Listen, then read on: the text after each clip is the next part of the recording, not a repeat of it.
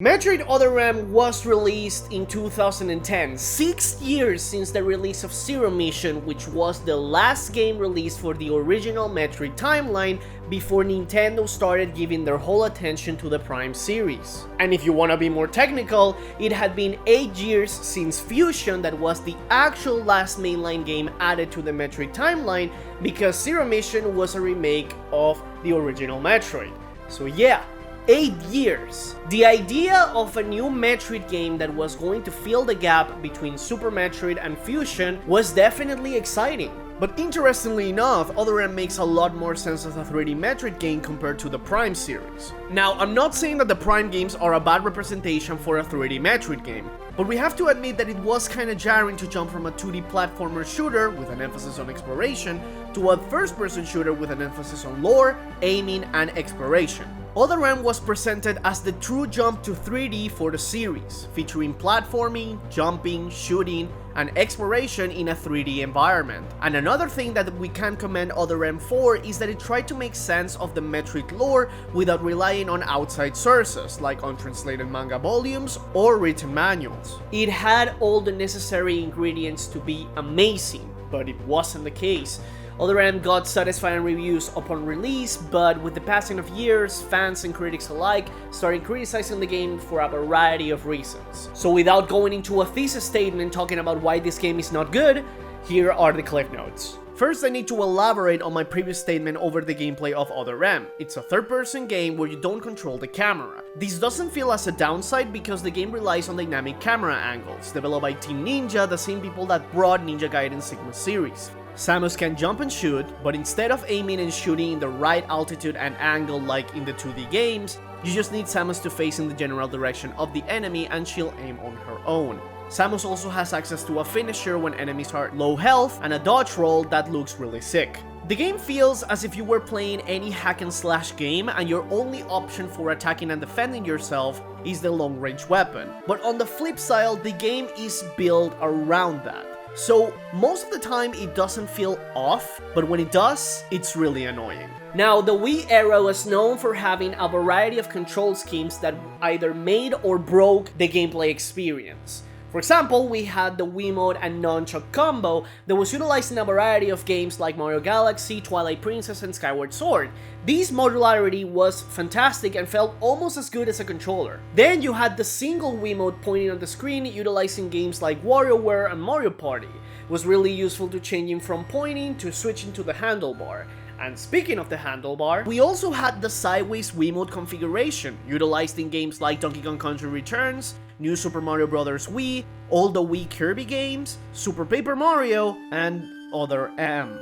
In one of those sick twists of fate, we ended up having to use a D-pad on a 3D plane, which is absolutely not optimal.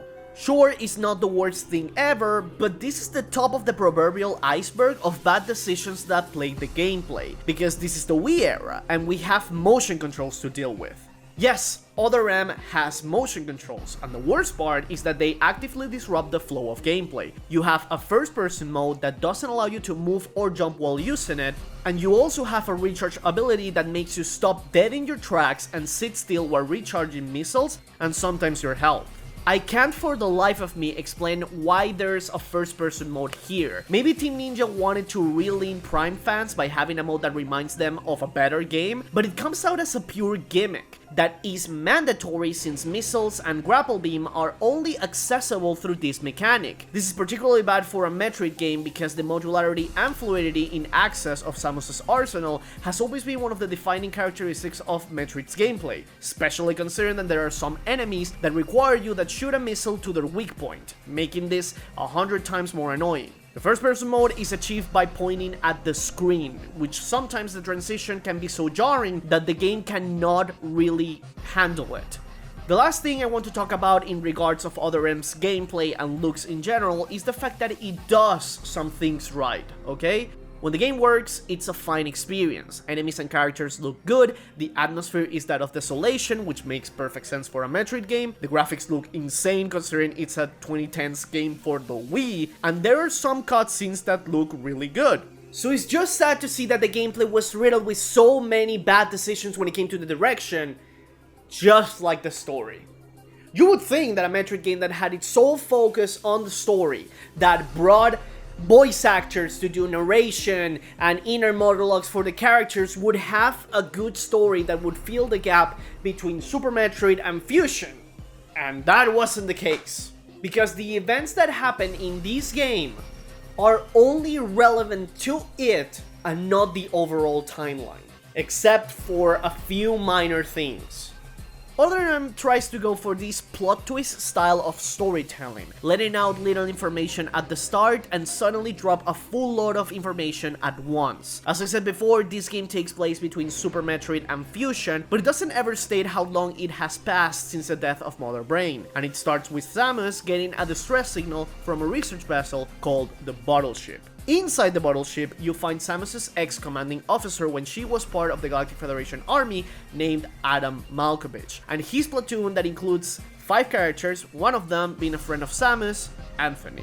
None of them are important to the plot, you're going to see why later. Adam was Samus' father figure, and she had him in really high regard, but the game painted him as an idiot that doesn't trust Samus, banning the use of her arsenal until he authorizes the use of particular weapons. You don't move unless I say so, and you don't fire until I say so.